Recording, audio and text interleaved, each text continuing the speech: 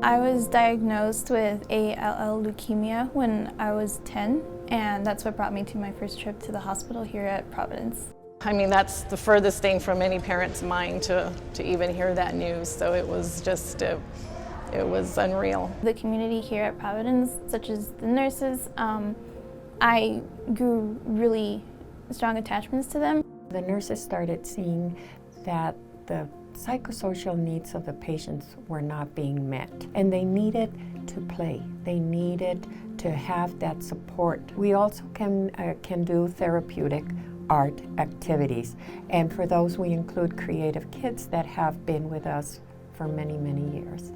So Project AIM Arts in Motion, it's the first program that Creative Kids started at Providence Memorial Hospital 20 years ago. It's now a nationally recognized program. We aim to help children in the hospital, specifically pediatric oncology patients, get through their treatments and their hospital stay through engaging them in the arts. I still remember the first day that I went to introduce art to Miranda. For her, it was the ability to be able to go out of the room and express herself. The Olo Gallery coming in Creative Kids and pulling kids out from their rooms and taking them down to the center to do some artwork, and that was the greatest outlet for Miranda at that point. As she kept going to more and more classes, you could see her livening up, talking more, getting to know more of the kids within Jungleville, and her artwork was blossoming. I got to create my own original pieces in the art gallery and here at Providence, and some of them I even still have to this day.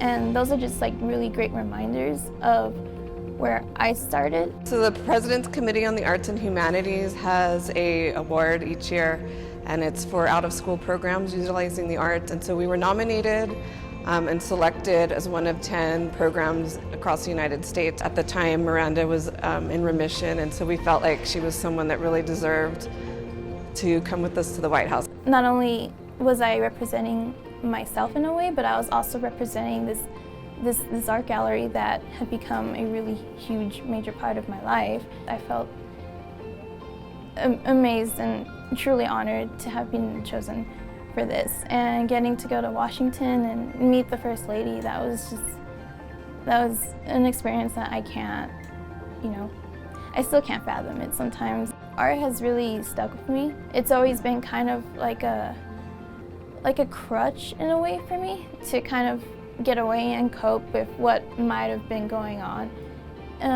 with my life in the time that I was going through treatment. The one thing I always go back to is my art, and that's what I can always rely on.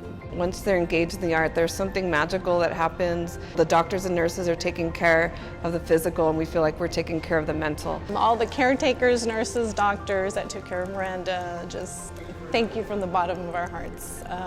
If you were to see her now, you'd be so proud. She's a young, strong woman.